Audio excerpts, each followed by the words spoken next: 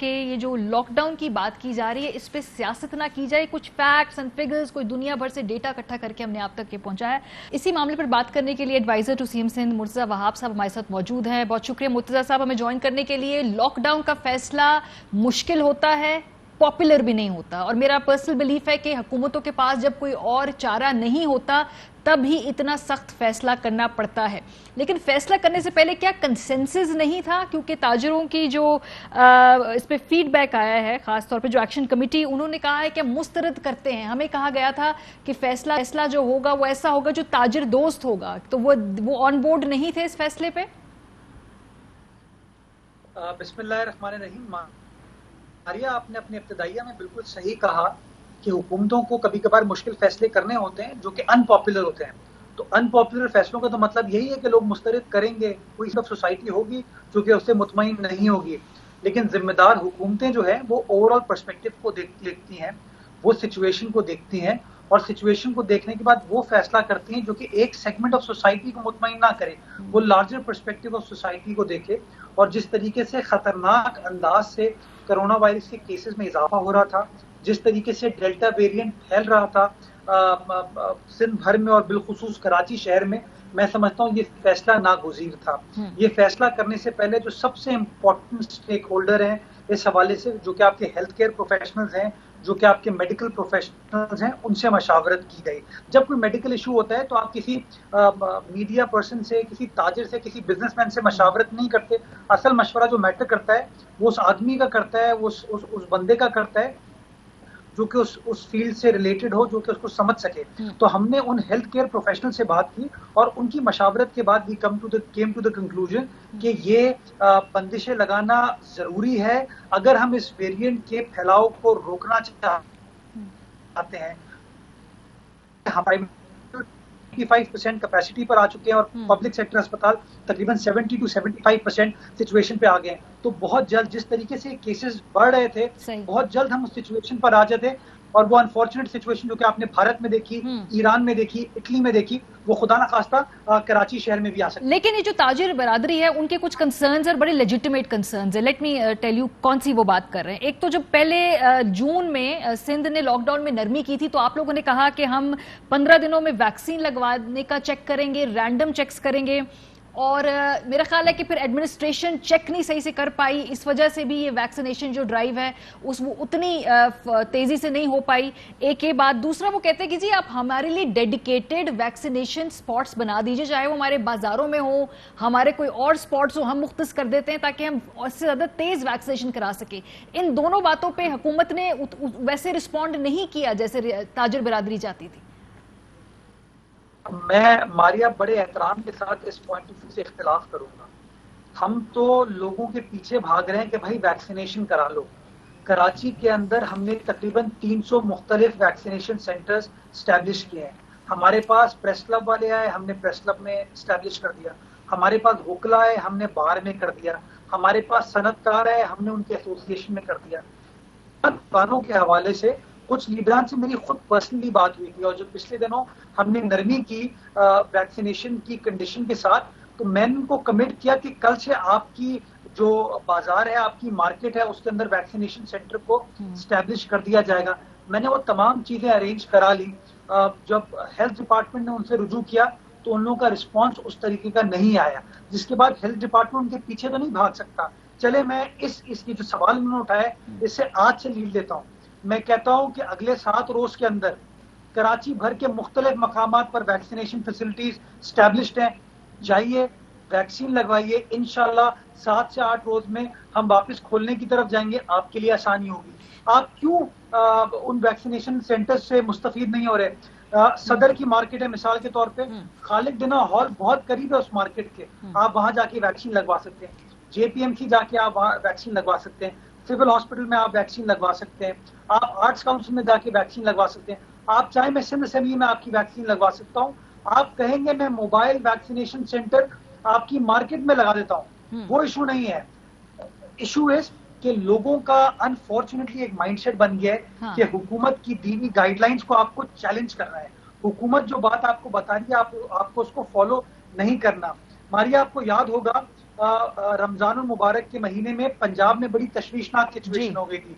बिलखुसूस लाहौर के अंदर जो है यूके वेरिएंट बड़ा तेजी से फैल रहा था। उस वक्त बोजदार साहब की गवर्नमेंट ने, पंजाब गवर्नमेंट ने सख्त लॉकडाउन का फैसला किया। क्या वहां पर आपको ताजिर नजर आए एहतजाज करते हुए? कोई सियासी जमात आपको नजर आई एहतजाज करते हुए? कंसेंसस बिल्डिंग जो है शायद वहां पे उसका प्रोसेस थोड़ा मुख्तलिफ होता है। अभी आपकी जो अपोजिशन है सिंध की वो भी कह रहे हैं कि जी ये लॉकडाउन कैसा है। फवाद चौधरी साहब की ट्वीट आपकी नजर से गुजरी होगी, उन्होंने कहा कि तमाम यूनिट्स अपने तौर पे ऐसे फैसले ना करें, हम रिव्यू कर रहे हैं, हम देख रहे हैं, इस फैसले पे गौर कर रहे हैं। तो विफाक मतलब मारिया इसका मतलब ये है कि पंजाब में जहां पे हम ऑपोजिशन में हैं, हम जिम्मेदारी का मुजाहरा करते हैं। हम पीटीआई पीपल्स पार्टी नहीं करते, हम मुआशरे की बात करते हैं, हम एक आम आदमी की सेहत की बात करते हैं। और जब पंजाब गवर्नमेंट फैसला करती है तो हम उस फैसले का एहतराम करते हुए उसको सपोर्ट करते हैं। तो मैं तो यही उम्मीद करूंगा कि जो पीटीआई के दोस्त यहाँ पर बैठे वो हमें सपोर्ट करेंगे। मैं एक और आपको मिसाल देना चाहूंगा, मेरे बड़े इख्तिलाफात है मुत्तहिदा मूवमेंट से, ऑपोजिशन में बैठी है, लेकिन उसने कोरोना वायरस के फैलाव की सिचुएशन को देखी। हैदराबाद में हफ्ते को उनकी रैली थी, उन्होंने उसको मुलतवी कर दिया, उसको कैंसिल कर दिया। उन्होंने इस इशू के ऊपर सियासत नहीं की। तो मैं गुजारिश करना चाहूंगा कि अगले 8-9 रोज बड़े मुश्किल हैं। जो जेन्युइन एक्सपर्ट्स हैं, जो मेडिकल प्रोफेशनल्स हैं, वो आपको मशवरा दे रहे हैं, वो आपको एडवाइस दे रहे हैं कि आपको ये लॉकडाउन लगाना नागुज़ीर है।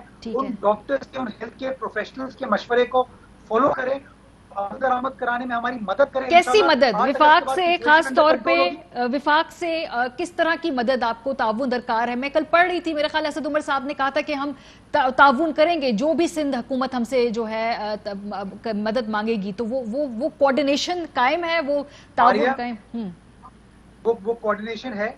एनसीओसी ने बड़ा मुस्बित स्टेटमेंट सुबह को भी इशू किया। वजीर आला सिंध की खुद असद उमर साहब से भी आज बात हुई है, डॉक्टर फैसल सुल्तान से भी बात हुई है। ठीक है। जो हम ये लॉकडाउन के हवाले से हमारा ड्राफ्ट नोटिफिकेशन है वो भी हमने एनसीओसी के सरबराह के साथ शेयर किया है और उनकी मशावरत के साथ हम आगे बढ़ रहे हैं। उन्होंने मुकम्मल सपोर्ट की यकीन दहानी कराई है। फेडरल गवर्नमेंट की सपोर्ट मैटर करती है, लेकिन जो सबसे इम्पोर्टेंट चीज है वो पॉलिटिकल है। जो वफाकी हुकूमत की सियासी जमात है के अंदर, मैं समझता हूँ वफाकी हुकूमत को, उन सियासी लीडरान को समझाने की जरूरत है कि अगले 8-9 रोज के अंदर आप अपने सियासी नुक्ताचीनी के ऊपर एक सस्पेंड कर दें, उसके ऊपर एक सबैटिकल ले लें। अगले 8-9 रोज जिम्मेदारी का मुजाहरा करें, सिंध गवर्नमेंट का साथ दें। और 8 रोज की बात है, सिर्फ 8 रोज की बात है, सिर्फ 8 रोज की बात है। क्विकली दो क्विक क्वेश्चंस। एक उम्मीद हूँ मारिया, मैं पूरी उम्मीद हूँ एनसीओसी का रिस्पॉन्स बड़ा पॉजिटिव था। असद उमर साहब का, फैसल सुल्तान साहब का रिस्पांस बड़ा पॉजिटिव था और मैं उम्मीद करूंगा कि वो अपने लोकल जो रिप्रेजेंटेटिव हैं यहाँ पे सियासी लीडरान, उनको कायल करेंगे सिंध हुकूमत का साथ। क्विकली 2 एतराजात। ट्रांसपोर्ट आप बंद करेंगे, लोग वैक्सीनेशन कराने कैसे जाएंगे? देखिए, वैक्सीनेशन के हर डिस्ट्रिक्ट के अंदर ट्रांसपोर्टेशन के अलावा हर डिस्ट्रिक्ट के अंदर हम वैक्सीनेशन सेंटर्स को मल्टीपल जगहों, लोगों के पास ट्रांसपोर्ट होते हैं, मोटर बाइक्स की फैसिलिटी होती है, उसके साथ साथ लोग ये जो आपकी ई कॉमर्स की फैसिलिटीज हैं, यानी कि उबर, करीम, इस तरह की जो टैक्सी सर्विस चल रही है, आप इनको भी अवेल कर सकते हैं। जो ये फैसिलिटीज अवेलेबल हैं, लोग वैक्सीन कराने को चाहें वो करवा सकते हैं। ठीक है। मैं मारिया आपको मिसाल देना चाहूंगा, आपने देखा कि पिछले 3 रोज में पाकिस्तान के अंदर अनप्रेसिडेंटेड वैक्सीनेशन के नंबर्स आए। उसकी वजह क्या बनी? जब सिंध हुकूमत ने ये पॉइंट रेज, एग्जैक्टली, यानी कि मैं अपनी जान को फौकियत नहीं दे रहा हूँ, अपनी सेहत को फौकियत नहीं दे रहा हूँ, लेकिन ये जो मोबाइल फोन की जो सर्विस है इसको प्रेफरेंस दे रहा हूँ। मैं आपके चैनल के तवज्जुह से अपने शहरियों को ये कहना चाहूंगा, खुदारा अपनी सेहत को प्रायोरिटाइज कीजिए। जिस तरह आप मोबाइल फोन को प्रायोरिटी देते हैं, अगर अपनी सेहत को प्रायोरिटाइज करेंगे तो हमारे वैक्सीनेशन के नंबर इंशाल्लाह आइंदा आने वाले 8-9 रोज में बहुत बढ़ सकते हैं और हम एक बार फिर हर्ड इम्यूनिटी की तरफ जाते हुए चीजों को खोल सकते हैं। ठीक है, आखिरी सवाल, ये जो फ्लाइट्स हैं, क्या ये जो कराची में सिंध से जो ये वहां से जो उड़ने वाली फ्लाइट्स हैं, क्या वो भी बंद है या उस पे वैक्सीनेशन करा के मुल्क के बाकी हिस्सों में जा सकते हैं? फॉर एग्जांपल मुझे किसी ने पूछा, मैंने नॉर्दर्न एरियाज जाने, मेरे पास टिकटें हाथ में हैं, लेकिन क्या वो जा सकेंगे या बिल्कुल नहीं जा सकेंगे?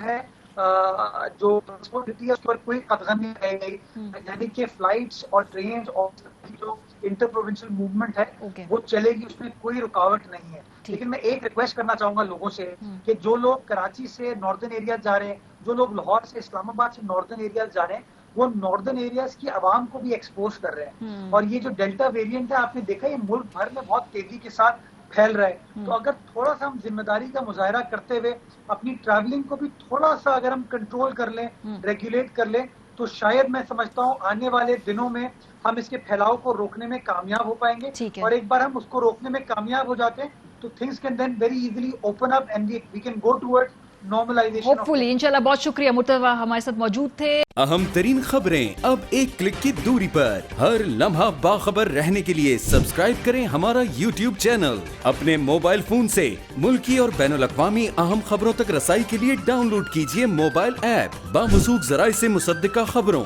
तज्जियों और तबसरों से मुस्तफीद होने के लिए विजिट कीजिए पाकिस्तान की सबसे बड़ी न्यूज वेबसाइट। ARY न्यूज पहुंचा रहा है खबरें सबसे पहले आप तक, ताकि आप रहें हर लम्हा बाखबर।